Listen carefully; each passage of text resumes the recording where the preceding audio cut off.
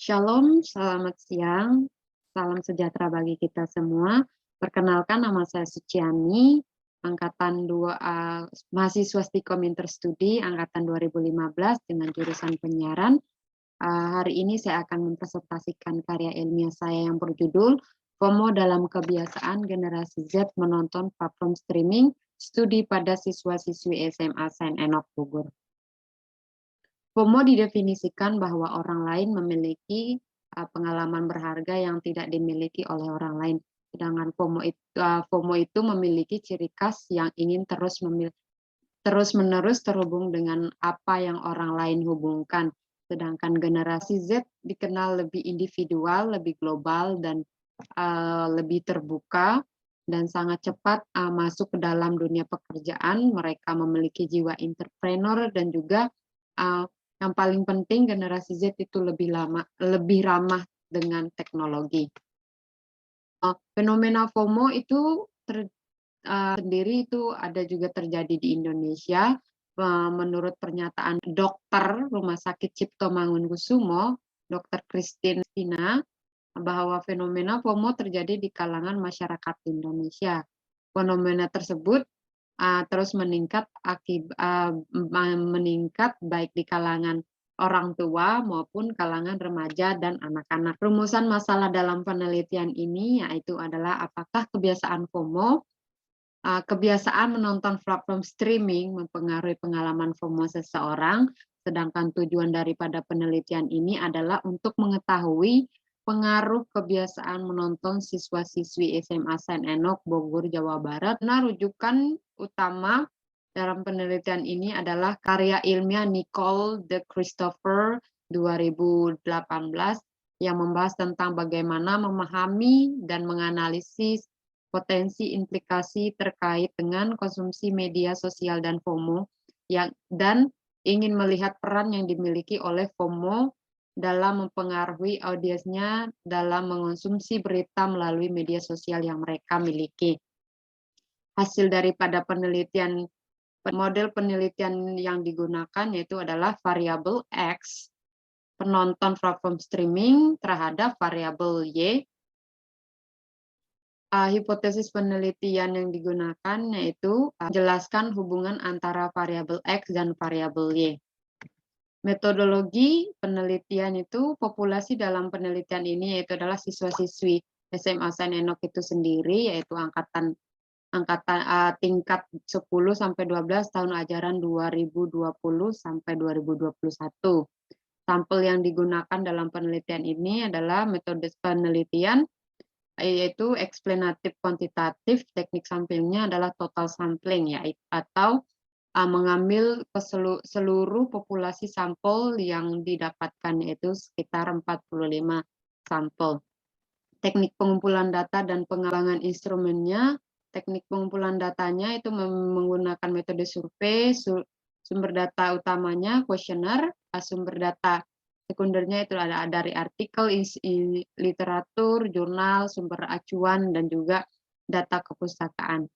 Skala yang digunakan itu adalah skala Likert. Jawaban yang diterima kemudian akan diolah menggunakan aplikasi SPSS, dan kemudian akan dilakukan pengujian reliabilitas dan validitas, di mana uji reliabilitas itu menggunakan teknik faktor analisis, Kaiser-Meyer-Occlum of sampling, dan kemudian uji validitas digunakan menggunakan Cronbach alpha. Dan teknik analisis datanya itu analisis deskriptif dan analisis regressi sederhana. Dalam hasil uji validitas dilakukan menggunakan faktor analisis dengan melihat nilai KMO pada setiap variabel. Asumsi KMO-nya lebih besar dari sekitar lebih besar 0,5.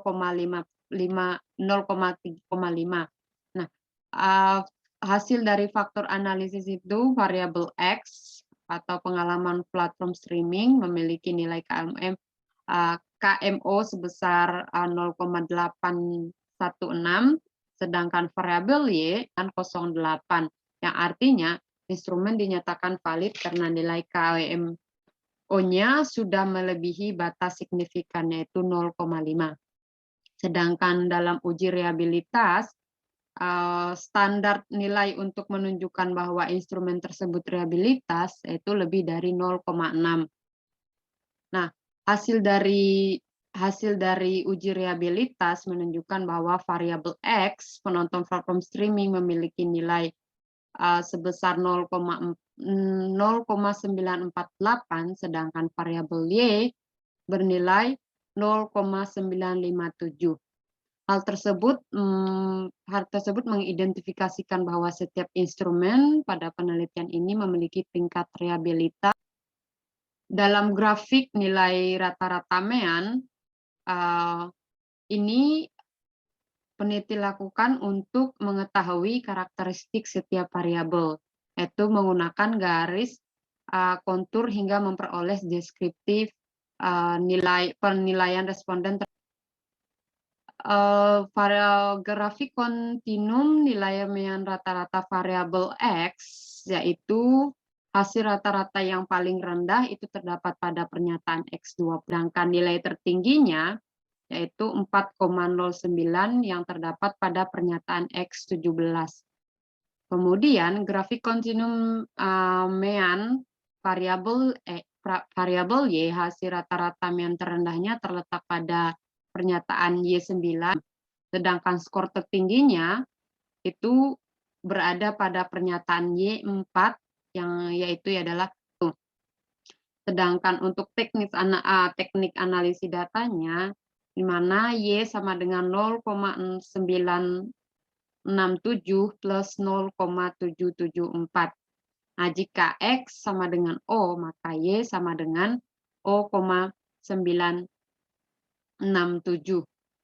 Jika tidak ada fenomena platform streaming, maka pengalaman FOMO seseorang akan tetap ada. Kemudian di setiap variabel akan mengalami perubahan. Jika variabel X penonton platform streaming sebesar 0, sebesar 1 poin, maka variabel Y pengalaman FOMO adalah 0,774 poin. Dengan demikian, penelitian ini berpengaruh positif pada variabel Y, yaitu penonton platform streaming terhadap variabel Y pengalaman FOMO.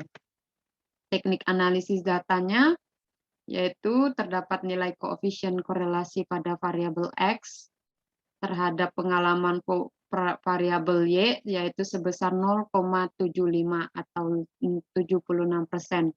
Dengan demikian bahwa ada hubungan yang kuat antara variabel, yaitu penonton platform streaming terhadap variabel Y, yaitu pengalaman FOMO seseorang.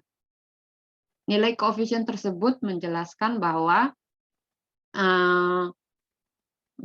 pengaruh antara variabel besar pengaruh antara variabel FOMO berpengaruh.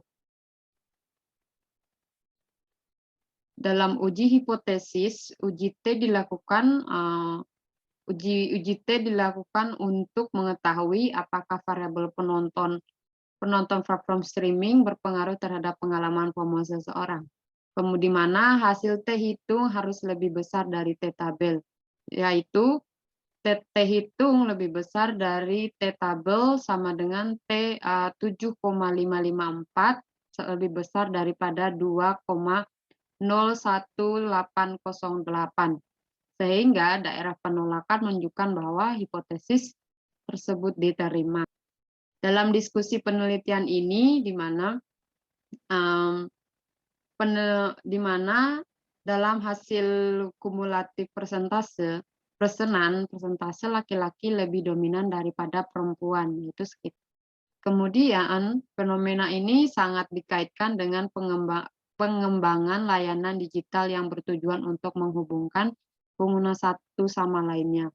Walaupun FOMO terbilang dalam pengertian baru dalam konsep penggunaan media, namun konsepnya adalah berdasarkan kebutuhan lama, yaitu untuk terus terhubung dengan orang lain.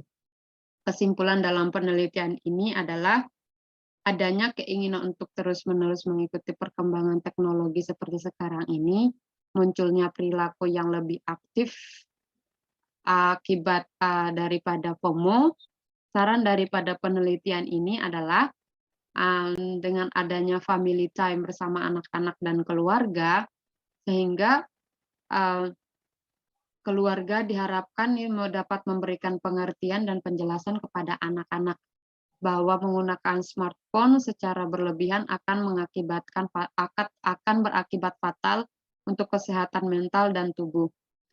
Di usia yang relatif terbilang terbilang masih muda, alangkah baiknya orang tua dapat ikut serta dalam membangun karakter anak agar.